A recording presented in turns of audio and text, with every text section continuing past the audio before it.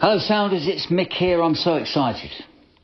I'm excited because it's 29 minutes after the end of the transfer window for the summer, and it's been a good day, I would suggest to you, and it's been, in retrospect, a good window. So I'll come to the incomings in just a second. Let's talk about the ones I know that have left, because there are three of them on this particular day, the transfer window ending day. Three left. Abdoulaye Kamara was the first. He's gone to Saarbrücken in Germany's Division 3. There was interest, I believe, from the French Division 2, but he chose to go to Saarbrücken. This is very sad, really, because we this time last year we had high hopes for him. But maybe they were a little bit misplaced, because we knew even less about him than we do about the guys that I'm going to talk about in a second, who we've now signed. He is obviously,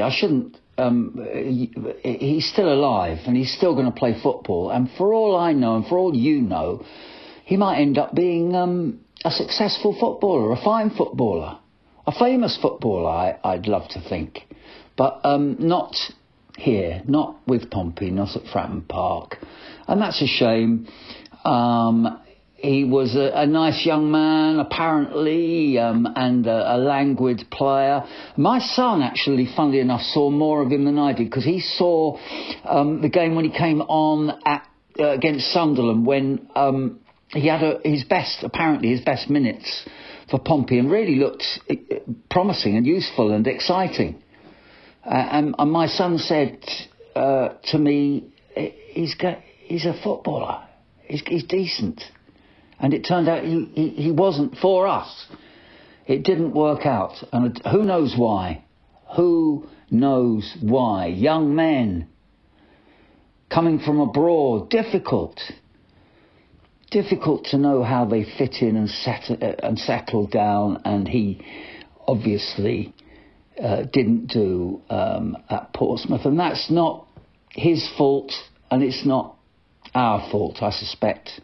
It's just one of those things, and one hopes desperately that success will come to him, as I say, in the future. And I think the rumours of us having paid a huge sum of money to sign him on are misplaced. I'm sure we paid something, but I think it was probably a pretty small beer that we picked him up for. At the time, you'll remember that he was at Borussia Dortmund through his early football years, and they were very keen on him, and that's a big club. You would have thought, with that sort of heritage, that he had something about him, and he obviously did. I mean, we're not mugs. We don't go around snatching boys from the cradle or from their mothers just because we hope that they'll be any good. I mean, he obviously has got great ability. And I seem to remember John Mousinho blaming himself and saying that we signed him after a period of change for Pompey, when he decided that he was going to change the system somewhat, and that the profile that we signed Abdoulaye Kamara to grow into wasn't the profile that actually we then turned out to have. That's big of him. What a good, decent bloke our manager is, to take that off the shoulders of the boy, and to take it off the shoulders of the research team that recruited him in the first place. I mean, that's big of him. Whatever, it didn't work out, and as I say, my son saw him for languidly playing against Sunderland and thought he had great promise. He's now gone to Saarbrücken. We hope that we will have some sort of sell-on agreement with them. I mean, he's gone on a free, so I would have thought that we'd have got some sort of contract with them that would make sure that if he turns out to be as good as my son and the Pompey recruitment team of a year ago thought, then he'll be worth some money, and we'll get some of it. So that's all right, isn't it? Who else has gone? Well, Jordan Archer's gone. I say that with confidence. I'm not actually totally sure, because I haven't read about his. I've just heard somehow a rumour that he's gone, but I think I'm fairly certain he has gone, but I don't know where, who to, and I'm also not 100,000,000% sure that it's not Ben Killip. I'm fairly sure it's not, because it seemed to me that we are pretty keen on Ben Killip and thought that there was great promise in him. Whereas Jordan Archer, well, oh dear, he did worry me a bit when he did play for Pompey in those few games. He just looked just a little bit shaky to me with the ball in the air, the crosses and stuff. I don't know. Anyway, we have a replacement, and we'll talk about him in a bit. And the other guy that we've lost, perhaps temporarily because it's a loan, is Tom McIntyre. And I'm delighted that he's gone to what I consider to be a decent club, a proper football club in Bradford City, with a fantastic following and a good, loyal following. And I read a few comments from their guys saying that they were really pleased to have him, and they thought he was a man that could do them a good service, and I hope he does. If he does, there may be some sort of fee at the end of it for Pompey. I'm sure it won't be a huge fee, but there may be some money, because I think that's why we've loaned rather than giving him a free.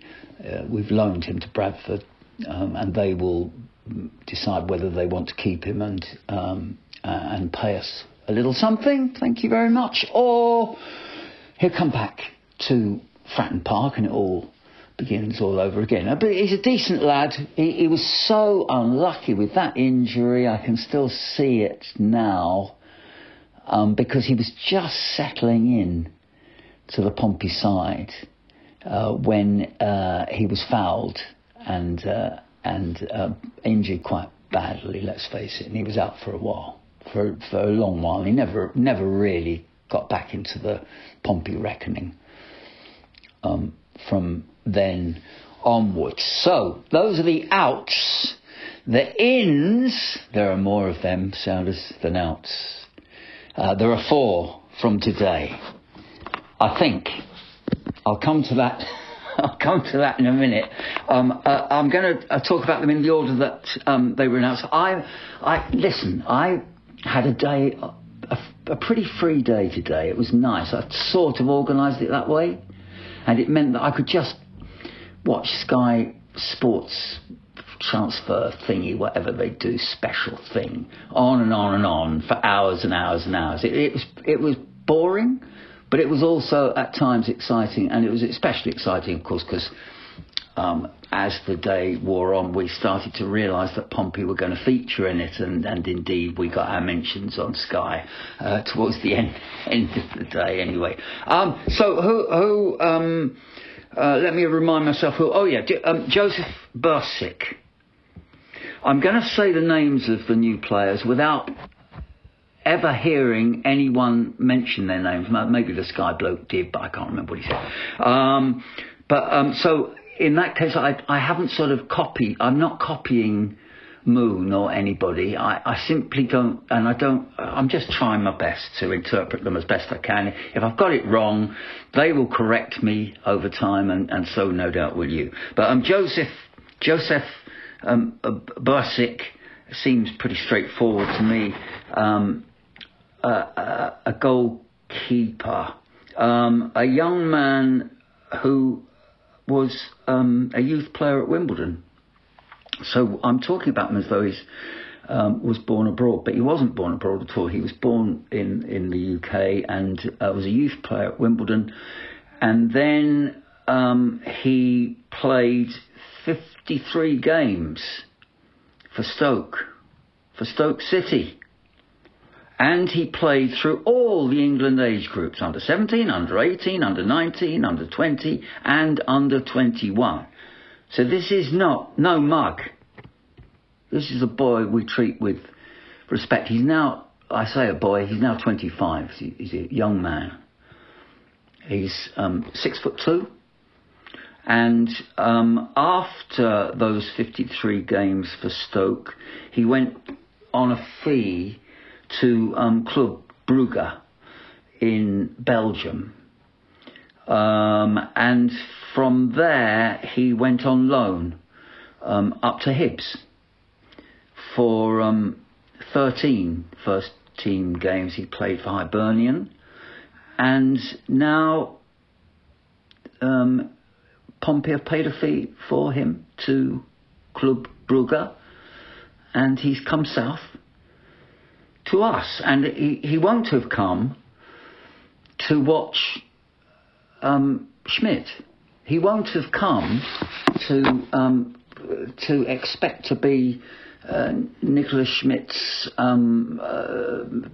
forever follower, sitting on the bench.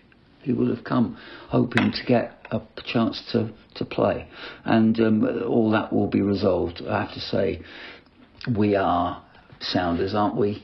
All convinced by Nicholas Schmidt, but it's terrific that we've got such a promising young keeper in Joseph Bursick, and welcome to him. Following him, there was quite a sort of longish wait until it was announced around tea time, I think, that I've lost track of time today, but I know the window's closed, Sounders. But it all merged into one. Anyway, St Johnstone striker Mackenzie KIRK, announced by Pompey with a misspelling of his Christian name, which is inexcusable. I hate things like that, but I'm a bit pedantic about that sort of thing. And it was careless. Anyway, Mackenzie, because Mackenzie, they got it wrong because he spells his name Mackenzie with an M-A-K. There's no C there. Mackenzie KIRK, who is a very promising young striker. I've already read the manager's comments about how excited he is that he's got this young striker of potential, but he says also with the capacity, the ability to make a mark on the first team this season, which is terrific to hear, and important for him to hear, the boy to hear that, of course. And he has already been, or maybe not already, he's just picked up the chance of a cap for Northern Ireland under-21s. It may be, I think it is, it would be potentially his first cap, and he will receive that if he gets on the pitch a week tomorrow, Tuesday, September the 9th. So probably he's not going to have much time, is he, talking to John Massinho. He's probably already packing his Pompey bag to get to wherever the training camp is for the Northern Ireland under-21s. Anyway, he sounds terrific. He sounds very, very promising. He came through at Hearts and played a lot for their reserve side, I guess, or maybe under-23s.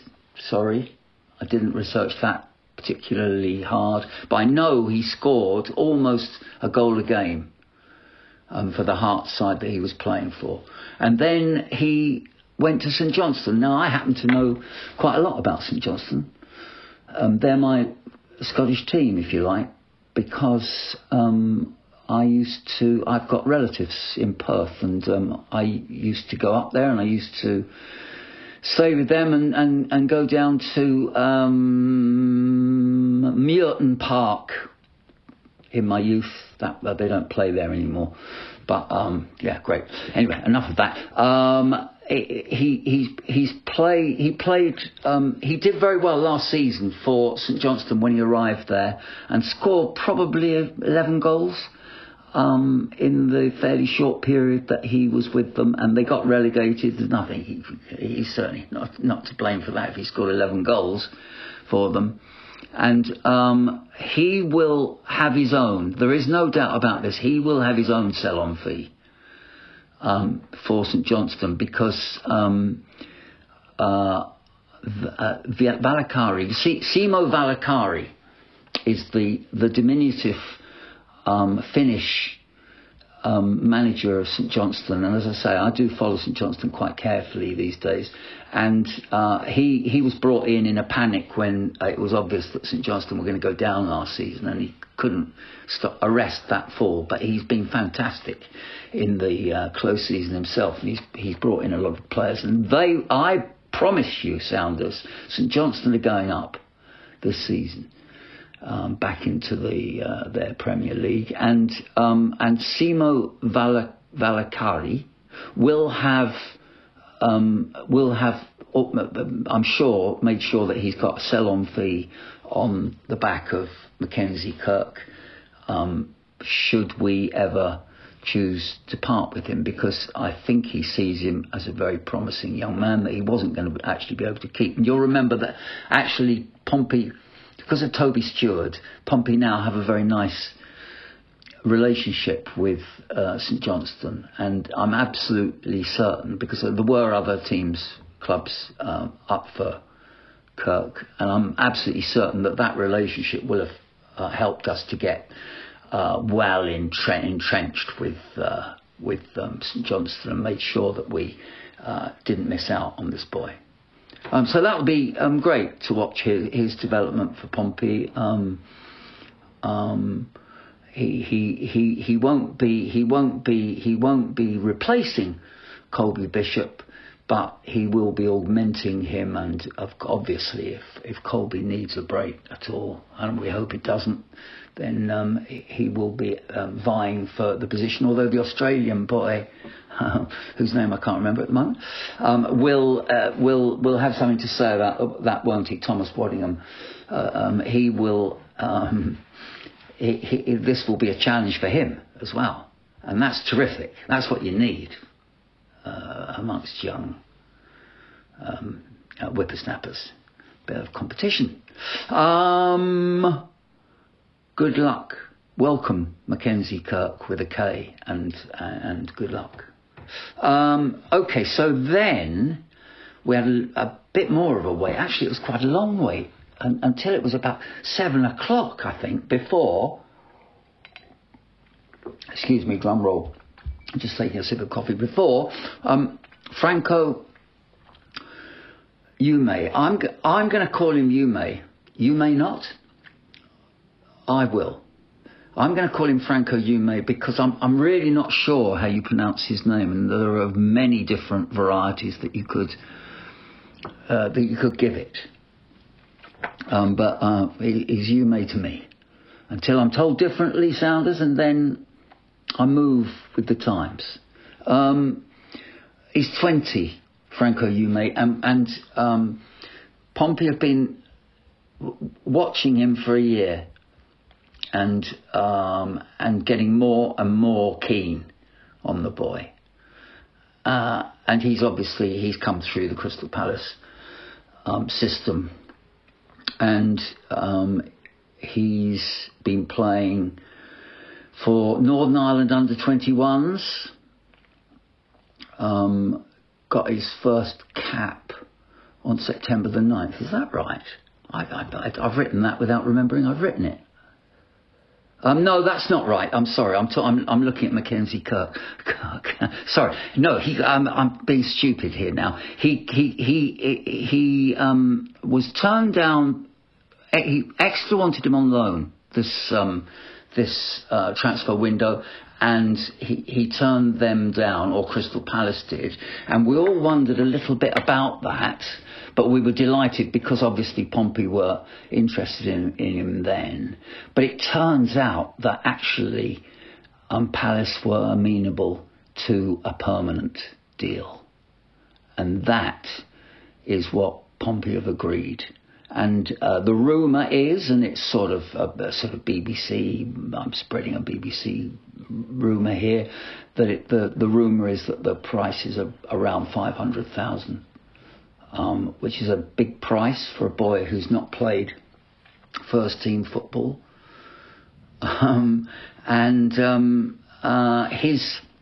He's Irish, and he came to Crystal Palace from Cork. And Cork City, that would be, and he cost them 75,000, and then he went into their youth side and into their under-21 side, and he's also already played in the Republic of Ireland under-21 side. We're getting a lot of promising kids. It's terrific. It's how it should be. It's how Pompey want it to be. It's how our owners want it to be. It gives us hope for the future. And he's going to be very exciting. I read a little bit about the manager talking about him at 3 minutes past 7 tonight. Simply saying that they watched him for a long time, and they thought he was big enough and strong enough to make an impact on the first team now. But that he is also very, very much a player with a big future. And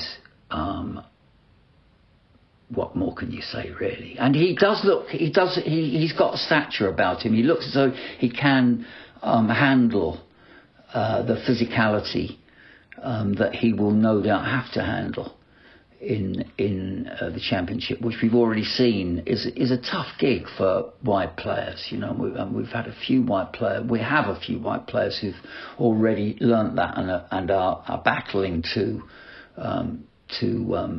cope with it. And he will have to cope with it as well. But he looks a little bit more equipped, if you like. But Franco, you may. I'm calling him. Oh, is that right? You may. Uma. You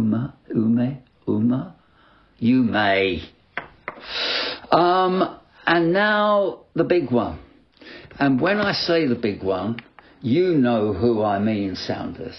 But I'm going to just refresh my tablet here while I'm talking to you, because I'm talking about the wonderful, started off as a rumour mid at 3 o'clock in the afternoon and flooded the airway, the social media. Oh, it went boom about Conor Chaplin. The best kept surprise. John Massinho managing not to blurt out anything about the pursuit of Conor Chaplin when he knew that it was possible, that it was a possibility. It's probably been a possibility for weeks. We don't know. It could have been months. We've obviously been tracking him all the time. We kept an eye on him all the way through the whole of his career at Ipswich. But the moment seemed maybe to have arrived when Ipswich thought maybe we could let Conor go back to his first love, the team that we stole him from. And I have to say, in fairness to Ipswich fans, a lot of them are pretty distraught about Conor Chaplin making a loan move, just a loan move to Fratton Park. But they all say if there's one place that he should go, it's to us. And of course that's right and fair and just and sentimental. But it's very nice. And I'm while I'm talking to you, I'm slightly distracting myself because I'm sort of hoping that there's been an absolute announcement of his arrival, but that there isn't. So I am going to feel a complete prune if what I'm saying to you is not true. But then so are so many other people, because I've confirmed this in so many different areas that I just can't believe that Conor Chaplin isn't on his way. I know there is a recall, and I think the recall isn't instant. I think it's the recall comes into play when the window opens at Christmas, or maybe it is Christmas. I'm not absolutely sure about that, but I know there is a recall. But then another part of me is thinking that if Ipswich feel that they want to continue life without him now, and all being well and there's no disasters happening to their playing squad over the next 3 months, they're not going to want him at Christmas. And when we get through to the summer, they may well not want him back, or may want a fee, but maybe they'll be kind about it. Who knows? Who knows how the business will work out? But it's just the most brilliant news that dear Conor Chaplin, who most of us, unless you're very young, will have watched him. He's now 28.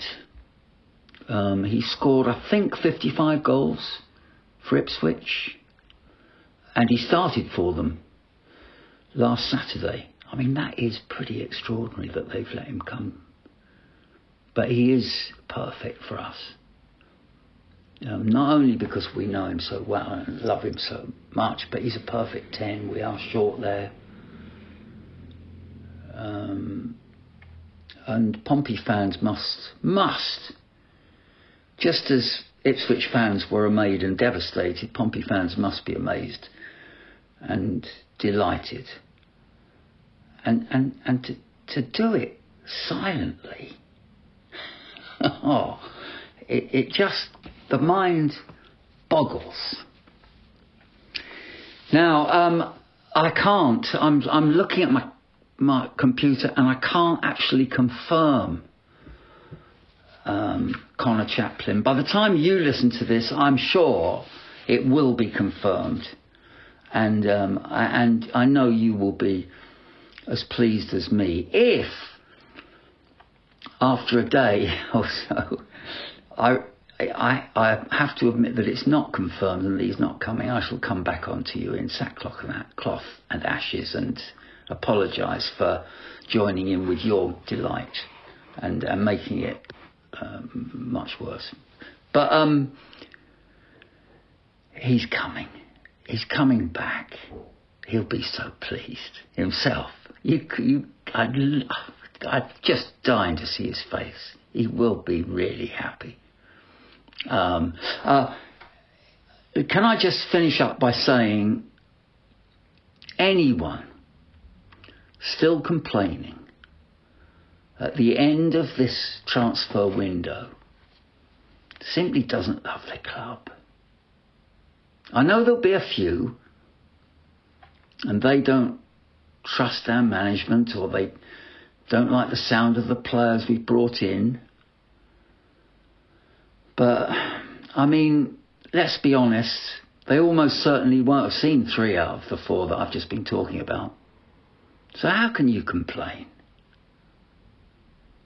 Give them and our recruitment team a chance and give me a break. So those 4 will join John Swift, Adrian Segacic, Luke LaRue, Mark Kozhnevsky, Minauk Yang, Florian Bianchini and Josh Knight.